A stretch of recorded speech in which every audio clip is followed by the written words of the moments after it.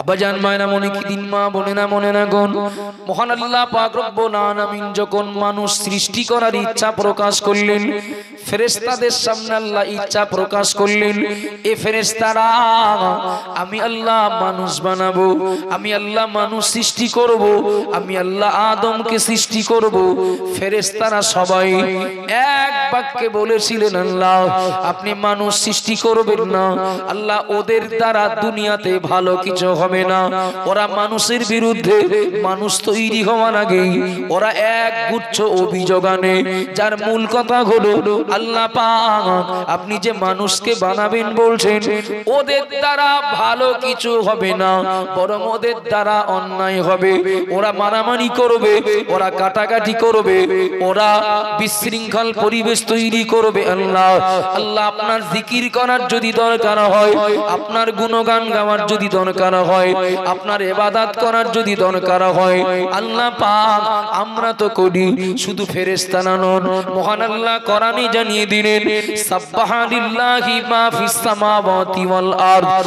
ও বাবাজিরা ভাইরা মনে রাখুন, মহান আল্লাহ পাক কোরআনের ভিতরে ঘোষণা করলেন এই দুনিয়ার জমিনে, শুধু দুনিয়াতে নয় নবমণ্ডল ও ভূমণ্ডলে আল্লাহর যত সৃষ্টি আছে, গাছপালা পশু পাখি বৃক্ষলতা, ও বাবাজিরা ভাইরা মনে রাখুন হিংস্র বন্য জন্তু, হিংস্র জলজন্তু যা কিছু রয়েছে আমাদের দৃষ্টির গোচরে কিংবা আমাদের দৃষ্টির অগোচরে, মহান আল্লাহ ঘোষণা দিলেন আমার সব সৃষ্টি আমি আল্লাহ আমার তাসবিহ পড়ে।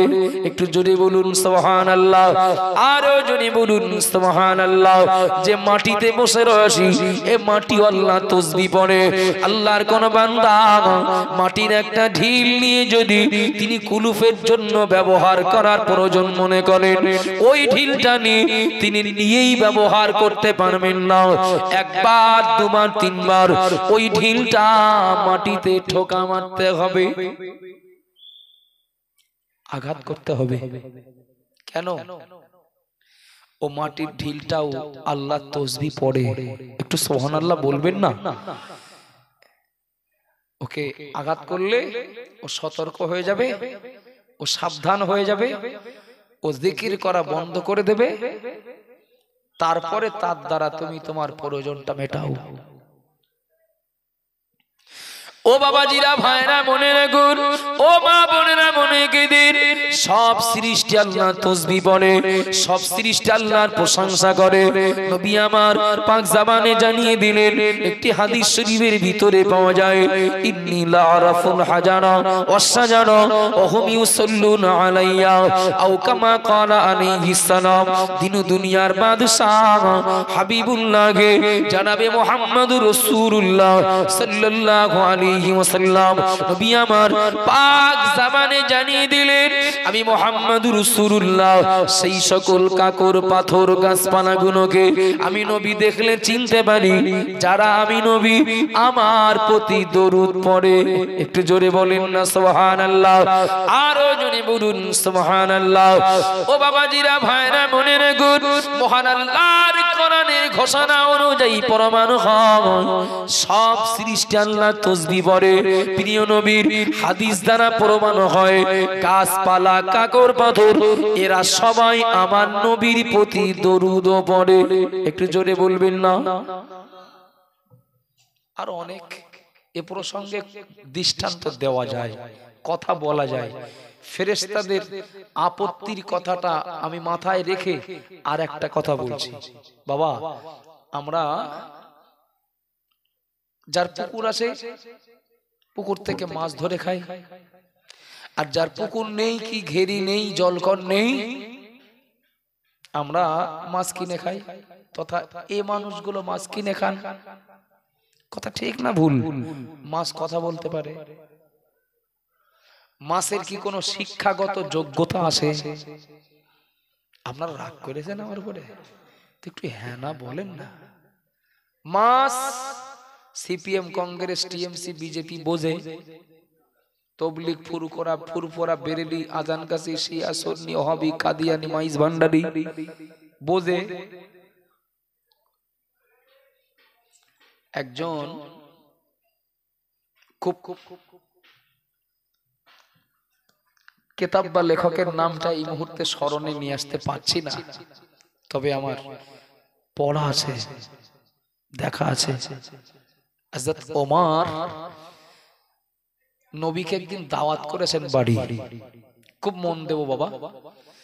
নবীকে একদিন বাড়িতে দাওয়াত করেছেন, নবী দাওয়াত কবুল করেছেন। বাড়ি এসেই স্ত্রীকে বলছেন যে আমার, মানে আমরা যেমন টাকা বলি আরবিয়ান, মানে আরবিয়ান যারা তারা তাদের ভাষায় কি বলে রিয়াল, তথা আমি বোঝানোর জন্য সহজেই ধরে নিলাম যে বাজারে যাব, কিছু টাকা দাও। হযরত ওমর রাদিয়াল্লাহু আনহু তিনি টাকা নিয়ে একটা প্যাকেট নিয়ে বাজারে গেলেন, সব থেকে পছন্দের মাছটা ক্রয় করলেন। কেননা আজকের ওমরের বাড়ি যিনি মেহমান, তিনি আল্লাহর সব থেকে প্রিয় বন্ধু। একটু জোরে বলুন না সুবহানাল্লাহ। বাড়ি এসে বিবিকে বললেন, বিবি মাছটা খুব ভালো করে কাটা বাছা করো, খুব ভালো করে রান্না বান্না করো। আজকের কিন্তু আমার নবী আমার বাড়িতে মেহমান হবেন। নবীর কখনো খাওয়া হয়, কখনো হয় না, যদিও হয় পেট ভর্তি সব সময় হয় না। আমি একটা পছন্দের মাছ কিনে এনেছি, আমার নবীকে আমি তৃপ্তি সহকারে নিজে হাতে করে খাদিম করে খাওয়াবো। একটু জোরে বলবেন না, আর একটু খুশি হয়ে বলেন না সুবহানাল্লাহ। গোশ রান্না করতে যা সময় লাগে, অন্যান্য তরকারি রান্না করতে যা সময় লাগে, মনে হয় মাছ রান্না করতে বা মাছের ঝোল করতে সময়টা একটু কম লাগে। আমরা কেউ অনেক পুরুষ মানুষেরা রান্না করতে পারেন, পারি না পারি বাড়িতে মা, স্ত্রী, বোন, ভাবি তারা রান্না করে দেখি তো। আব্বাজান মায়েরা মনে কি দিন, মা বোনেরা মনে রাখুন, কথাগুলো কেন বলছি নিশ্চয়ই আপনারা বুঝতে পারবেন বাবা, বুঝতে পারছেন। দিন দুনিয়ার বাদশাহ হাবিবুল্লাহকে জনাবে মুহাম্মদ রাসূলুল্লাহ সাল্লাল্লাহু আলাইহি ওয়াসাল্লাম হযরত ওমরের বাড়ি জোহরের নামাজের পরে চলে আসবেন। হযরত ওমরের বাড়ি জোহরের নামাজের পরে আসবেন। ও বাবা জিনা মায়েরা মনে রাখুন, হযরত ওমর বিবিকে বললেন, বিবি মাছটা ভালো করে কাটা মাছা করে সুন্দর করে রান্না করো, আমার নবীকে খেতে দেব। হযরত ওমর রাদিয়াল্লাহু আনহুর বিবি সুন্দর করে মাছটা কাটলেন, মাছটা ধুয়ে নিলেন, এবার ওনানে ছড়িয়ে দিলেন, সুন্দরভাবে মাছটা রান্না করবেন, আমার নবীকে খাওয়ানোর জন্য মাছটা রান্না করবেন। হযরত ওমরের বিবি দীর্ঘ সময় ধরে ওই মাছটা ওনানে পাত্রে দিয়ে আগুন জ্বালাতে লাগলেন।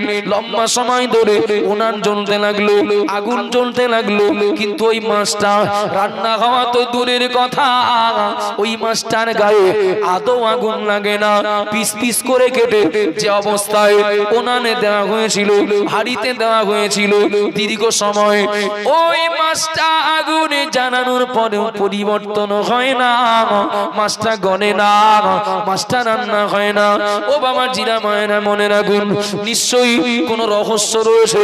হযরত ওমরের বিবি জাল দিয়ে যাচ্ছেন, উনানে জাল দিয়ে যাচ্ছেন, কিছু সময় বাদে হযরত ওমর বিবির কাছে চলে গেলেন রান্নাঘরে, বিবি আমার নবীর আমার বাড়িতে আসার সময় প্রায় হয়ে গেল, তোমার রান্নার খবর কি? হযরত ওমরের বিবি বললেন, ওগো আমার স্বামী, ওগো আল্লাহর নবী সাহাবা, আমি দীর্ঘ সময় ধরে মাছটা কাটা বাছা করে আমি উনানে চড়িয়ে দিই, তখন থেকে তো জানাচ্ছি মাছটা রান্না করার জন্য, মাছটাকে খাওয়ার উপযোগী বানানোর জন্য, কিন্তু না না, দীর্ঘ সময় আগুনে জ্বালানোর পরে মাছটা রান্না হয় না, মাছের গায়ে আগুন লাগে না। নিশ্চয়ই এর রহস্য কি? আমার বাড়ি আমার নবী আসেন, আমার নবীর সঙ্গে আল্লাহর ভালো ঘনিষ্ঠ সম্পর্ক, এ রহস্য আপনি যদি বলতে নাও পারেন, আমি যদি বলতে না পারি, আমার নবী যখন আমার বাড়িতে চলে আসবেন এই মাছটার গায়ে আগুন কেন লাগে না, আমার নবী রহস্য উদ্ঘাটন করে দিতে পারবেন। হযরত ওমর দেখলেন অল্প সময়ের ভিতরে নবী হযরত ওমরের বাড়িতে মেহমান হলেন, কিন্তু রান্না বলা হয়নি। ও বাবাজিরা মায়েরা মনে রাখুন, হযরত ওমরের বাড়ি আমার নবী হযরত ওমরের বাড়িতে পৌঁছাতে না পৌঁছাতেই হযরত ওমর যেন আর ধৈর্য রাখতে পারলেন না, আর অপেক্ষা করার যেন তিনি সুযোগ পেলেন না, ধৈর্য তার থাকলো না। মাছ যে পাত্রে করে জানানো হচ্ছিল ওই পাত্র ধরে নবীর সামনে এনে হাজির করলেন। ইয়া রাসূলুল্লাহ, ইয়া হাবিবাল্লাহ, আপনাকে খাওয়ানোর জন্য আমি বাজারে গিয়ে আমার সব থেকে পছন্দের মাছটা আপনার জন্য কিনে এনেছি ইয়া রাসূলুল্লাহ, কিন্তু এই মাছটার গায়ে আগুন লাগে না, মাছটা রান্না হয় না, একটু কারণটা বলবেন নাকি? ওমর, এই মাছটার গায়ে আগুন না লাগার কারণ নিশ্চয়ই কিছু না কিছু আছে ইয়া রাসূলুল্লাহ। আমার আপনার তুলনায় আমার খুব সীমিত, খুব স্বল্প জ্ঞান, এর কারণ উদ্ঘাটন করার মতো সেই যোগ্যতা আমার নেই। নবী বললেন, ওমর, মাছটা কিনেছো কার কাছ থেকে? তাকে কে চিনতে পারবে? আরে ইয়া রাসূলুল্লাহ, বাজারে মাছ বিক্রি করে ও লোককে চিনি। যাও, ও লোকের কাছে চলে যাও, ও লোকের কাছে গিয়ে একটু খোঁজ নাও তো মাছটা ও লোক পেয়েছে কোথায়। তো সে লোকের কাছে খোঁজ নিয়ে পাওয়া যাচ্ছে সে লোক আরেকজনের কাছ থেকে কিনেছে। তার কাছে জিজ্ঞাসা করো তো মাছটা সে ধরেছে কোথা থেকে। আপনাদের অসুবিধা হচ্ছে বাবা? মাছটা ধরেছে কোথা থেকে? এইভাবে সিঁড়ি ধরে ধরে পাওয়া গেল একটা জাহাজ যাচ্ছিল।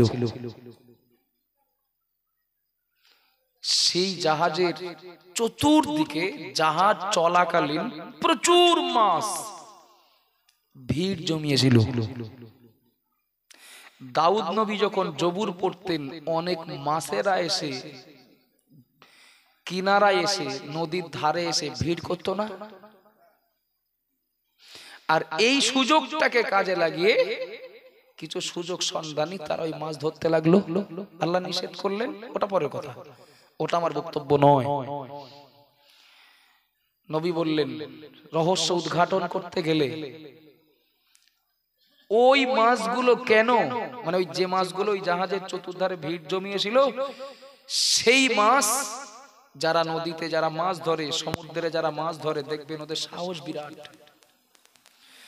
ওই জাহাজের সাইড থেকে ধরা মাছের ভিতরের একটা মাছ হযরত ওমর কিনে বাড়ি নিয়ে গেছেন। আবাজান মায়েরা মনে কি দিন, মা বোনেরা মনে রাখুন, দিন দুনিয়ার বাদশা হাবিবুল্লাহ জনাবে মুহাম্মদ রাসূলুল্লাহ সাল্লাল্লাহু আলাইহি ওয়াসাল্লাম ওমরকে বললেন, বাবা ওমর, ওই মাছগুলো জাহাজের ধারে কেন ভিড় জমিয়েছিল? কেন? ওই জাহাজের ভিতরে একটু খোঁজ নেওয়ার দরকার। ওই জাহাজের আশপাশে কেন এত মাছ? জাহাজের ভিতরে নিশ্চয়ই কিছু হচ্ছিল, যার জন্য মাছগুলো জাহাজের পিছু ছাড়ছিল না। ও বাবা,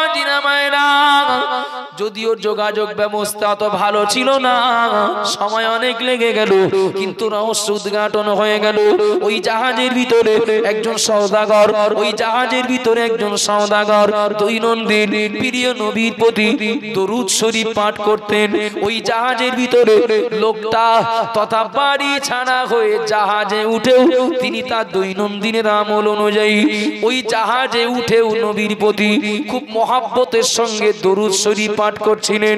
একটু জোরে বলুন সুবহানাল্লাহ, আরো জোরে বলুন সুবহানাল্লাহ।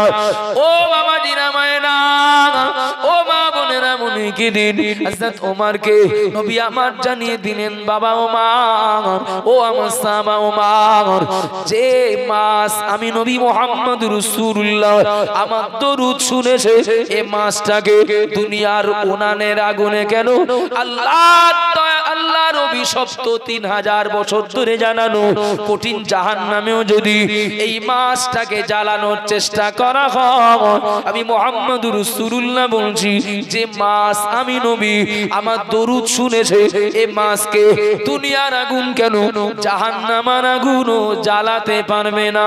একটু জোরে বলেন সুবহানাল্লাহ, আরো জোরে বলুন সুবহানাল্লাহ।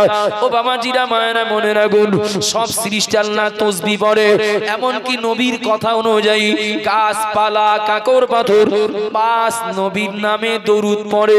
আমার কথা বোঝা যাচ্ছে নাকি? মহান আল্লাহ পাক ফেরেশতাদের আপত্তি গ্রহণ করলেন না। ফেরেশতারা বলেছিলেন, আল্লাহ আপনি মানুষ বানাবেন না, আপনার যেটা দরকার সেটা তো আমরা মিটিয়ে দিচ্ছি।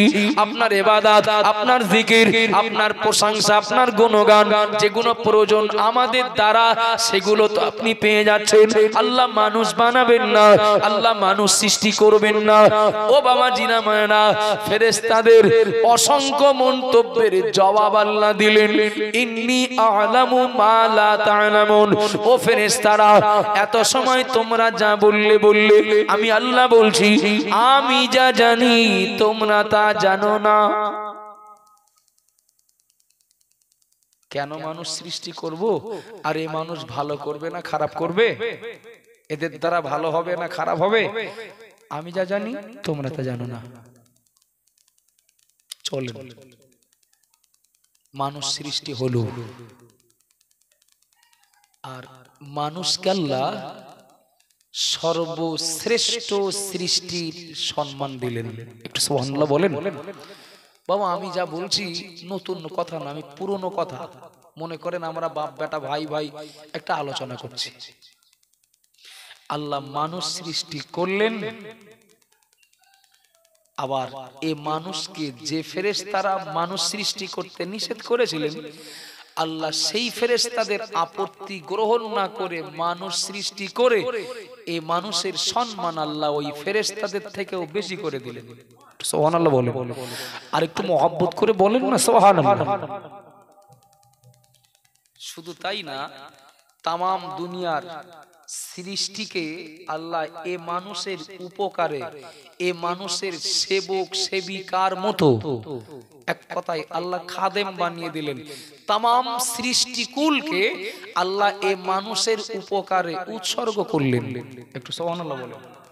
নবী একটা হাদিসে বলেছেন, মৃত্যু সম্পর্কে আমি যা জানি, মৃত্যু সম্পর্কে মানুষ যতটা জানে, অতটা জ্ঞান যদি অন্যান্য জীবজন্তু থাকতো, ওরা মৃত্যুর চিন্তা করে মরে যেত।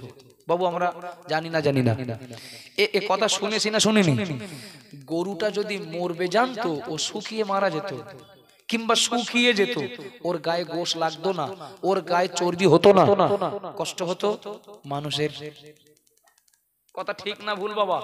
হাঁস বলি মুরগি বলি, হালাল প্রাণীগুলো এরা যদি মৃত্যুর সংবাদ রাখতো, ওই চিন্তায় শুকিয়ে গেলে কষ্ট হবে মানুষের।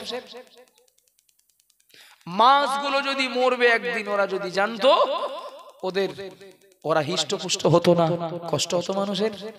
চলে কথা বাড়াবো না, আমি প্রায় শেষের দিকে। তো মহান আল্লাহ পাক রব্বুল আলামিন মানুষ বানিয়ে সব সৃষ্টিকে আল্লাহ এ মানুষের উপকারে উৎসর্গ করলেন। এবার আসুন গোড়ায় ফিরে আসি। গোলাম যদি মালিকের কথা মতো চলে, তাহলে ও গোলামের প্রতি মালিক খুশি হবে? হবে না? হবে না বাবা? সব সৃষ্টি আল্লাহ তাসবিহ পড়ে, আল্লাহর গুণগান গায়, এমনকি ফেরেশতারা তো সৃষ্টির থেকে, জন্মলগ্ন থেকে তারা আল্লাহর গুণগান গায়, আল্লাহর জিকির করে। এরপরেও আল্লাহ মানুষ বানিয়ে ফেরেশতাদের থেকেও মানুষের সম্মান আল্লাহ বাড়িয়ে দিলেন। এ মানুষকে দুনিয়ায় বেঁচে থাকতে যা কিছু দরকার আল্লাহ সব কিছু দিয়ে গেলেন, শুধু না এখনো দিয়ে যাচ্ছেন। এ গোলামের কাছে মালিকের কিছু পাওয়ার আশা আছে না? একটু কথা বলেন বাবা, আছে না নেই? আছে। আব্বাজান ভাইরা মনে কি দিন মা বোনেরা গুণ ভুল বুঝবেন না, বেয়াদবি নেবেন না। আমি কাউকে কষ্ট দেওয়ার জন্য বলছি না, বোঝানোর জন্য বলছি। একটু দয়া করে বলবেন না কি বাবা আমি কয়েকটা গাছ লাগিয়েছি, গাছটা কি গাছ না লিচু গাছ লাগিয়েছি। এই জায়গাতে বেশ 10-15টা লিচু গাছ লাগিয়েছি।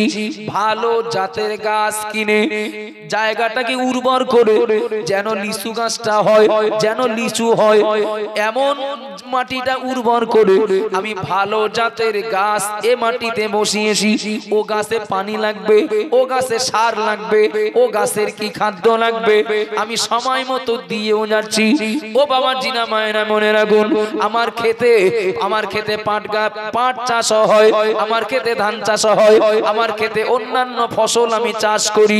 কিন্তু অন্যান্য ক্ষেতের অন্যান্য গাছগুলোর তুলনায় লিচু গাছগুলোর দিকে আমার সুদৃষ্টি বেশি, আমার লক্ষ্য বেশি, এদের পিছনে আমি খরচ করিও বেশি। ও বাবা জিনা মায়েরা মনে রাখুন, মাটিটা উর্বর করলাম, ভালো জাতের গাছ বসালাম, খেদমতটাও আমি দিয়ে গেলাম, ওর যা দরকার সব একের পর এক আমি দিয়ে যাচ্ছি। এবার একটু বলবেন নাকি আমি এত পরিশ্রম করে মাটিটা উর্বর করেছি, এত পরিশ্রম করে অনেক দূর থেকে চারাগুলো কিনে এনেছি, এত পরিশ্রম করে গাছগুলোর পিছনে খেদমত দিয়ে যাচ্ছি। এ গাছের কাছে কিন্তু আমার একটা পাওয়ার আশা আছে, সেটা কি না আমি যেন লিচু পাই, লিচু গাছে যেন লিচু হয়। যে নার্সারি থেকে গাছগুলো কিনেছিলাম জিজ্ঞাসা করেছিলাম ভাই ফল ক বছর পরে হবে, বলে একদম গ্যারান্টি 2 বছর পরে ফল হবে, 2 বছর পরে ফল হবে। কিন্তু না না বাবা আমি 5 বছর ও গাছের পিছনে খেদমত দিয়েই যাচ্ছি, সময় দিয়ে যাচ্ছি, খরচ করেই যাচ্ছি, কিন্তু গাছের লিচুর খবর না। দিন গেলে পাতা নাতা গজাচ্ছে, ডালপালা বাড়ছে, এরিয়া অনেকটা জুড়ে নিচ্ছে, কিন্তু লিচুর কোনো খবর নেই।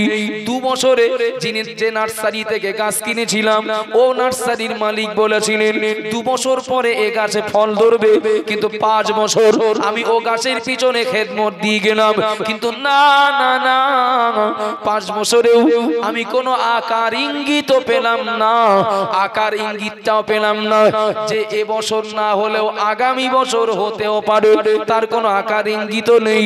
এবার একটু বলবেন নাকি ওই লিচু গাছ যদি আমার হয় আমি কি করব, ওটা আমি বলছি, আপনারা বলুন। যদি দেখেন 2 বছরে ফল দেওয়ার কথা কিন্তু 5 বছর পেরিয়ে গেছে, মালিকের চাহিদা অনুযায়ী ওই গাছগুলো ফল এখনো দেয়নি, এখনো 1 বছরের মধ্যে দেবে, তার কোনো আকার ইঙ্গিত নেই।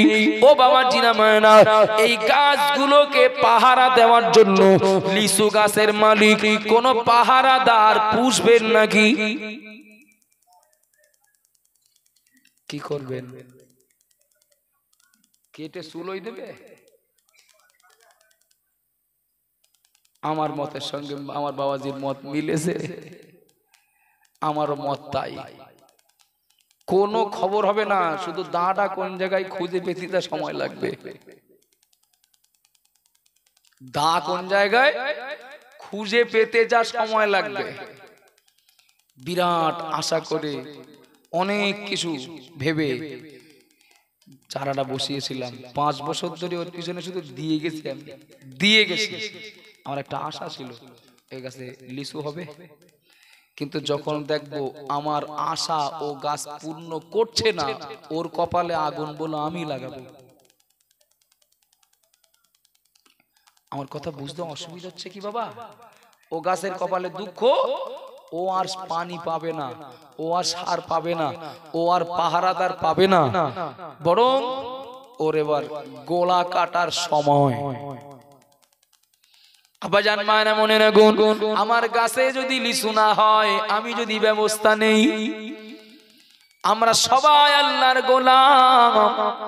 আল্লাহ আমাদেরকে এ দুনিয়ায় বাঁচার জন্য যা দরকার সব দিচ্ছেন কি দিচ্ছেন না? একটু কথা বলেন না বাবা। আমাদের যা যা দরকার আল্লাহ সব দিয়ে যাচ্ছেন। ক্ষেতের ফসল দিলেন, হাওয়া বাতাস দিলেন, কার্বন ডাই অক্সাইড অক্সিজেন দিলেন, সূর্যের আলো দিলেন। ও ও বাবা জিরা মায়েরা মনে রাখুন, ঠান্ডা গত 2-3 দিন শুরু হয়েছে বাবা। আবহাওয়া বা ঋতু অনুযায়ী বলা যায় পৌষ মাস আসবে, ঠান্ডা আরো বাড়ার সম্ভাবনা। ওটা বাস্তবে হবে কি ওটা আল্লাহ ভালো জানেন, কিন্তু ঋতু অনুযায়ী বলা যায় আজকের আপনার অগ্রহায়ণ মাসের 25 তারিখ, পৌষ মাসের 25 তারিখে আজকের তুলনায় ঠান্ডা বেশি হতে পারে। ঠিক না ভুল বাবা? একটু দয়া করে বলবেন নাকি? প্রচন্ড ঠান্ডা, বাইরের আবহাওয়া বিরাট ঠান্ডা। আমি কোন শাল গায়ে দিয়ে রয়েছি, কিংবা ঠান্ডা থেকে বাঁচার জন্য আমি কোন পোশাক পরে রয়েছি বাবা, কোন কোট জ্যাকেট পরে রয়েছি।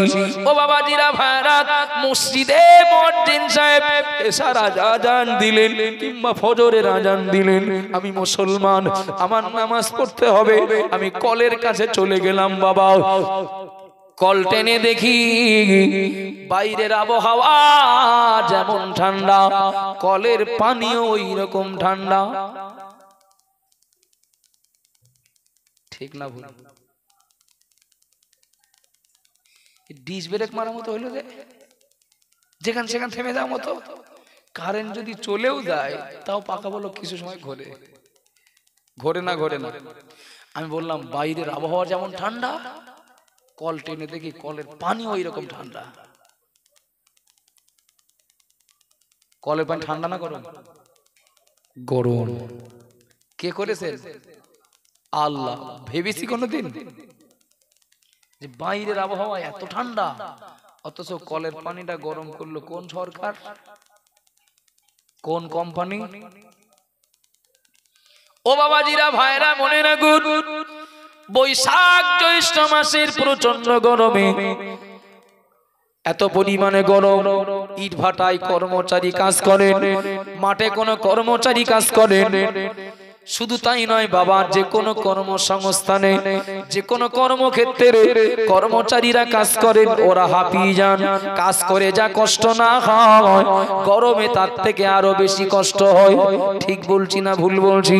একটু পানি পান করার জন্য, কিংবা হাতে মুখে পানি দেওয়ার জন্য, কি গোসল করার জন্য, কিংবা নামাজের সময় হয়েছে ওযু করার জন্য একটু কলের কাছে গেলেন, কল টেনে দেখতে পান বাইরের হাওয়া, বাইরের আবহাওয়া বৈশাখ জ্যৈষ্ঠ মাসে প্রচন্ড গরম হলেও মহান আল্লাহ কলের পানি ঠান্ডা করে দিয়েছেন।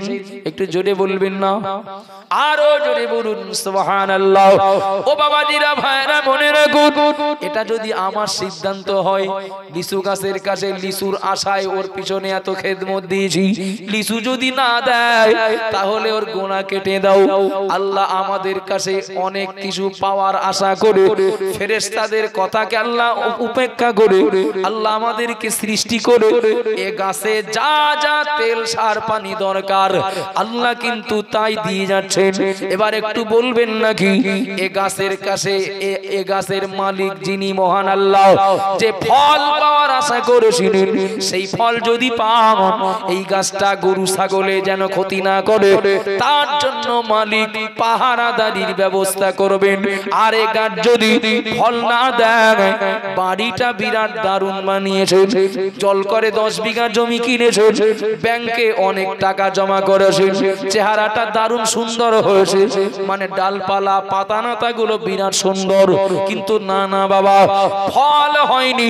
লিয়াবলুয়াকুম আইয়ুকুম আহসানু আমালা, যে ফল পাওয়ার জন্য মহান আল্লাহ এ গাছটা লাগিয়ে এ গাছের খেদমত দিয়েছিলেন, ওই ফল যদি না হয়, অবশ্যই যে মালিক সৃষ্টি করলেন, যে মালিক এ গাছের পিছনে খেদমত দিয়ে যাচ্ছেন, ওই মালিকই আবার এ গাছগুলোর গোড়া কাটার ব্যবস্থা করবেন। কি আমার ভুল হচ্ছে নাকি বাবা? নবী স্পষ্ট হাদিসে বলেছেন, যে জামানায় আমার উম্মত, আমার উম্মতিরা আল্লাহর হুকুম সীমাহীন লঙ্ঘন করবে, শরীয়তের বিধান উপেক্ষা করে লাগাম ছাড়া জীবন যাপন করবে, ওই জামানায় আল্লাহ জালেম শাসক নিযুক্ত করবেন শুধুমাত্র মুসলমানগুলোর সাইজ করার জন্য। নবীর কথা মিথ্যা হবে? বাবা নবীর কথা মিথ্যা হবে? চলে শীতুলিয়া, মমিনপুর, দক্ষিণ দেবীপুর, উত্তর দেবীপুর, নেওরা, এই এলাকার মানুষ এ কথা আমি শুধু বসিরহাট এরিয়াতে নয়, আমি ভিন্ন মহকুমাতে, আমি ভিন্ন জেলাতে, আমি ভিন্ন রাজ্যেতেও বলেছি, তার রেকর্ড খুঁজলে পাওয়া যাবে। সারা ভারতবর্ষের মাটিতে যত মহকুমা আছে, বসিরহাট মহকুমার মানুষ ধর্ম জানেনও বেশি, মানেনও বেশি। একটু সুবহানাল্লাহ বলেন, একটু মহব্বত করে বলেন না সুবহানাল্লাহ। ধর্ম জানেনও বেশি, মানেনও বেশি। সারা ভারতবর্ষের ভিতরে, আমি দেশের বাইরে যাব না, সারা ভারতবর্ষের ভিতরে যে মহকুমার মানুষ শিরক, বেদাত, কুসংস্কার থেকে সব থেকে দূরে, সেই মহকুমাটা হলো বসিরহাট। একটু সুবহানাল্লাহ বলেন, একটু মহব্বত করে বলেন না সুবহানাল্লাহ। সুতরাং আমার আগে মাওলানা মুফতি রজব আলী সাহেব হুজুর, তিনি ক্যাম্পিং করার মতো কিছু কথা বলেছেন। গতবার জিতে গিয়েছিলাম, তাই তার মানে কি এবার আর ক্যাম্পিং করার দরকার নেই? এখানে একটা ক্যাম্পিং করার মতো, কেননা গত বছর যে লোকটা আমার দলে ছিল, এবছর তো অন্য দলে গেলেও যেতে পারে। এজন্য দেখবেন প্রত্যেক বছর কদরের রাত্রে আধ ঘন্টা সময় মসজিদে ইমাম সাহেব বেশি আটকে রাখলে যে লোকটা অভিযোগ করে, ওই লোকটাই ভোটের 2-3 দিন আগে রাতগুলো কদরের রাতের থেকেও আরো বেশি বরকতের রাত মনে করে সারা রাত জাগে। কেন জাগে? গতবার জিতে গিয়েছিল যারা, তাদের এবছর রাত জাগার কি দরকার? এবারও তো জিতে যাবে না, এবার আবার এদিক ওদিক হয়েছে কিনা, তাই প্রত্যেক দল ক্যাম্পিং করে। এখানে একটা ক্যাম্পিং করার মতো, বিশ্বাস করুন, জাস্ট মনে করিয়ে দেওয়া, একই কথা মনে করিয়ে দেওয়া। আল্লাহ আমাদের দুনিয়ায় পাঠিয়েছেন এই কারণে। এগুলো করণীয়, এগুলো বর্জনীয়, এগুলো হালাল, এগুলো হারাম, এটা শয়তানের পথ, এটা আল্লাহর পথ। জাস্ট ক্যাম্পিং করা।